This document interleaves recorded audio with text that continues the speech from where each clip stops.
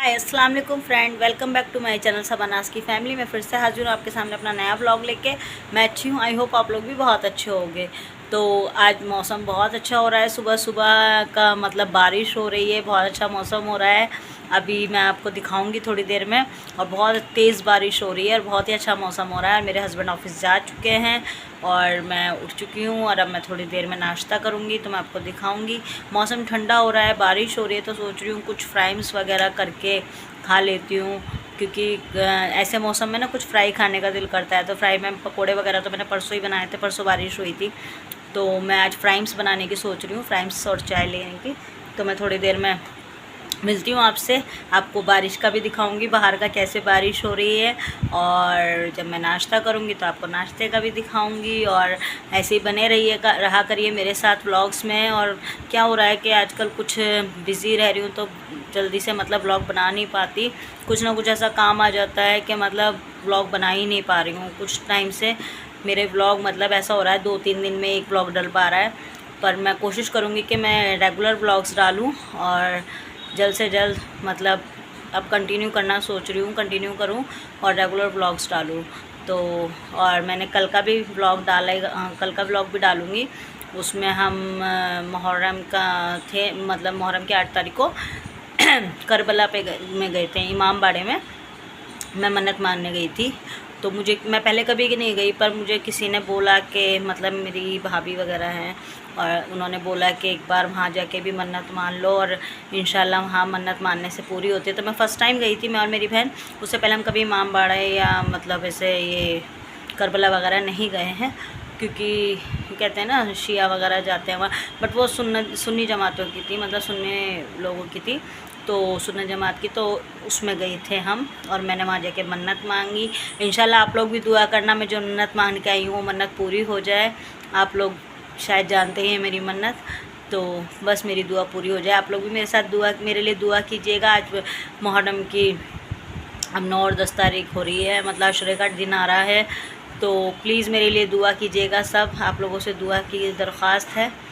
तो चलिए मिलते हैं थोड़ी देर में। देखिए फ्रेंड्स, कितनी तेज़ बारिश हो रही है, एकदम मूसलाधार वाली बारिश, जिसे डॉग्स कैट रेन भी बोलते हैं एंड मूसलाधार बारिश भी बोलते हैं हिंदी में, इंग्लिश में डॉग्स कैट रेन बोलते हैं। वो वाली रेन हो रही है, देखिए कितनी तेज़ बारिश हो रही है। पर यह है कि आज मुहर्रम की 9 तारीख है, ज़्यादातर लोगों ने रोज़ा रखा हुआ होगा, तो अल्लाह ताला ने शायद उन रोज़दारों की वजह से ये ठंडक की हो, क्योंकि गर्मी बहुत ज़्यादा हो रही थी। कल हम लोग जब इमाम बाड़े गए थे, मैंने आपको दिखाया था करबला, वहाँ पे भी बहुत ज़्यादा गर्मी थी। बल्कि आज गर्मी की वजह से मैं भी रोज़ा नहीं रख पाई, मेरे को अल्लाह माफ़ करे। तो पर देखो इंशाल्लाह शायद मैं भी कल रोज़ा रखूँ, क्योंकि अल्लाह ताला ने एकदम रहमत वाली बारिश, एकदम तेज़ वाली बारिश कर रखी है माशाल्लाह। देखिए आप लोगों को दिख भी रही होगी कितना अच्छा मतलब मौसम हो गया, कितनी अच्छी बारिश हो रही है, आप लोग देख पा रहे होंगे, देखिए। और बहुत ही अच्छा लग रहा है, बहुत ही अच्छा लग रहा है, यहाँ तक बूंदें आ रही हैं मेरी तरफ तक, तो बहुत अच्छा मौसम हो गया माशाल्लाह माशाल्लाह माशाल्लाह। तो आज मैं अकेली थी, तो मैंने ये कचरी, जिसे फ्राइम्स बोलते हैं, ये फ्राई की है, क्योंकि बारिश में कुछ फ्राई करके खाने का मन होता है। तो इनका और ये चाय बनाई और फ्राइम्स तैयार किए हैं। मेरे हस्बैंड होते हैं तब मैं पकोड़े भी बनाती हूँ साथ में, पर आज मैंने फ्राइम्स और ये चाय ही ली है और अब मैं ये खा रही हूँ। और टीवी के सिग्नल भी जा चुके हैं, क्योंकि बारिश होती है तो मेरे टीवी के सिग्नल चले जाते हैं। तो देखिए आप, और अब मैं ये फ्राइम्स खा रही हूँ। आप भी आइए, आप भी करिए मेरे साथ नाश्ता। हाय फ्रेंड्स, आज जुमे का दिन है, तो मैंने नमाज़ अदा कर ली है और अब मैंने नमाज़ अदा की है और मैं फ्री हूँ। मैंने कलाम पाक भी पढ़ लिया है और अब मैं फ्री हुई हूँ, तो मैंने सोचा आप लोगों से बात कर ली जाए। तो मैंने जो दुआ की है, बस आप लोग भी मेरे लिए दुआ कीजिएगा कि मेरी दुआ कबूल हो जाए और अब मैं जो मन्नत मान के आई हूँ मन्नत पूरी हो जाए। तो इंशाअल्लाह ताला बहुत मतलब आप लोगों का मैं शुक्रिया अदा करूँगी, जो जो मेरे लिए दुआ करेंगे इंशाअल्लाह। और तो मैंने अभी आपको दिखाया था कि बारिश कितनी तेज़ हो रही थी, बारिश का वो दिखाया था आपको, बाहर कितनी अच्छी बारिश हो रही थी, बहुत अच्छा ठंडा मौसम हो गया।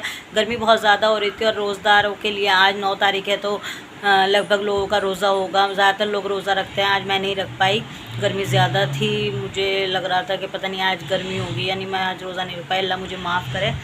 तो वरना मैं रखती हूँ 9 और 10 का रोज़ा। वैसे तो मैं शादी से पहले तो पूरे 10 रोज़ा रखा करती थी, पर जब से शादी हुई है पता नहीं क्या हो गया है मुझे, तो फिर भी मैं 9-10 का तो रख लेती थी, बट आज मैंने 9 का भी नहीं रखा। इंशाल्लाह कोशिश करूँगी कल 10 तारीख का रख लूँ। तो इस वजह से ही शायद अल्लाह ताला ने रहमत की बारिश करी है कि जो रोज़दार हैं उन्हें ठंडक मिले, उनको रोज़ा ना लगे ज़्यादा, तो उनको रोज़े की दिक्कत ना आए रोज़े में, क्योंकि गर्मी ज़्यादा है तो मौसम ठंडा हो जाता है तो थोड़ी राहत मिल जाती है। तो अल्लाह ताला रोज़दारों पे तो रहम करता ही है। तो आज अल्लाह ताला ने इसलिए ही बारिश की है मेरे हिसाब से तो, और आज अब रोज़दार जो हैं उनको राहत मिल गई होगी। तो इंशाल्लाह ताला कल मैं भी शायद रोज़ा रखूँ। इंशाल्लाह कोशिश यही करेगी, कल 10 तारीख है, न्याज दिला के फिर अपना शायद रोज़ा रखा जाए। देखूँगी, कोशिश करूँगी, अगर आँख खुल गई सहरी में तो मैं कल का रोज़ा रखूँगी इंशाल्लाह। आप लोग और कहते हैं 9 और 10 का रोज़ा, जो मतलब ये मुहर्रम के पूरे रोज़े, मुहर्रम के 10 दिन के रोज़े हमारे नबी भी रखा करते थे। जब तो ये शहादत भी नहीं हुई थी ऐसा कुछ नहीं था, पर पहले कुछ ग़ुलाम आज़ाद हुए थे, कुछ इस तरीके का किस्सा है जो मुझे अभी ढंग से याद नहीं है। तो जिसकी वजह से हमारे नबी जो है शुक्राने के लिए ये 10 रोज़े पहले मुहर्रम से लेकर 10 मुहर्रम तक रोज़े रखा करते थे। तो ये वैसे भी जब नबी ने रखे हैं तो रखने सुन्नत ही हो गए एक तरीके से।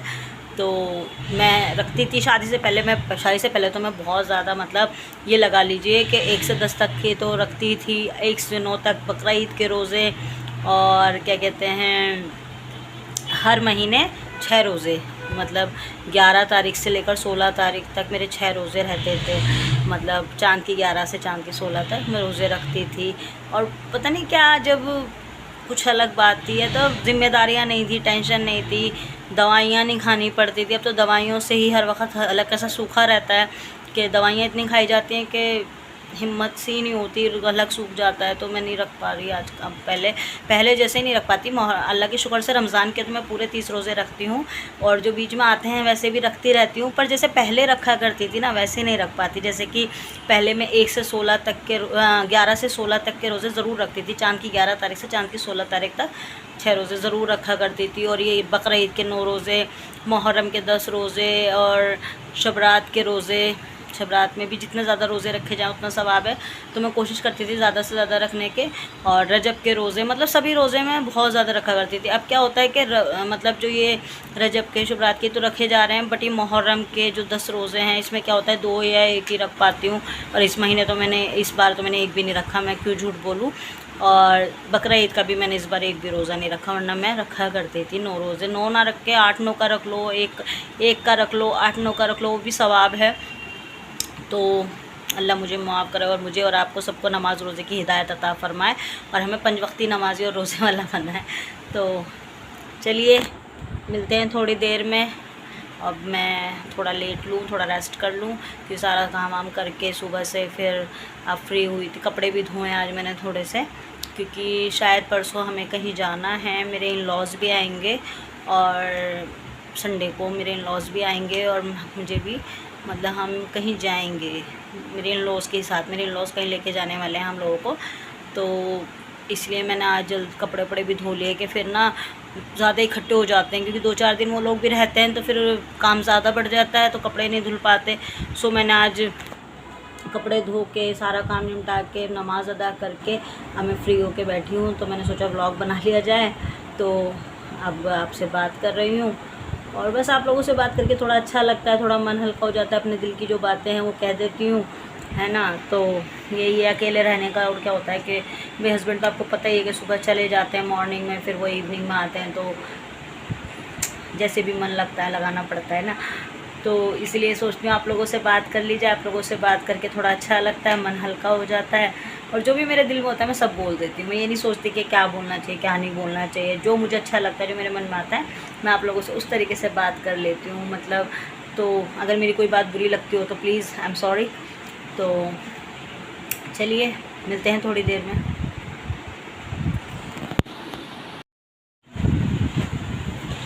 हाय फ्रेंड्स, तो आज है मुहर्रम की 10 तारीख, और मैंने कल का व्लॉग और आज का व्लॉग मिला के बनाया है। मैंने कल का जो व्लॉग था वो भी अभी कंप्लीट नहीं किया है, तो मैं आज वो व्लॉग पूरा करूँगी। तो अभी मैंने मुहर्रम की 10 तारीख है, मैंने अभी ज़ोहर की नमाज़ अदा की है, और अब मैं न्याज का खाना बनाने लग रही हूँ। तो मैं खीर बना रही हूँ और बिरयानी बना रही हूँ।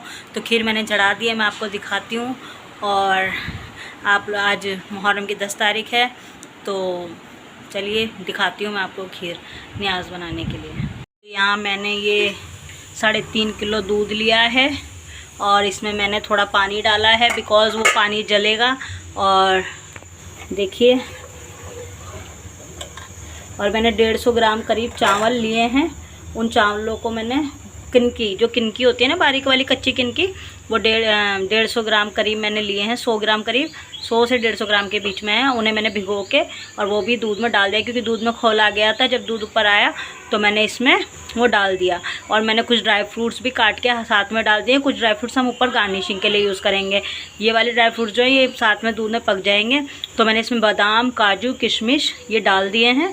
बाकी हम गार्निशिंग के लिए तैयार करेंगे। तो अभी मेरी खीर बनने तैयार हुई है। और मुझे खीर बनाने में कम से कम 2 से 2.5 घंटा लगता है, क्योंकि मैं खीर बहुत ज़्यादा मतलब हल्की आंच पे बनाती हूँ, तो जिससे कि वो एकदम रबड़ी जैसे हो जाए। अभी तो ये पानी भी डला हुआ है दूध में, तो ये पानी पक के, और दूध और पानी मिला हुआ है तो थोड़ा सा पानी डाला है ताकि इसे जल जाए।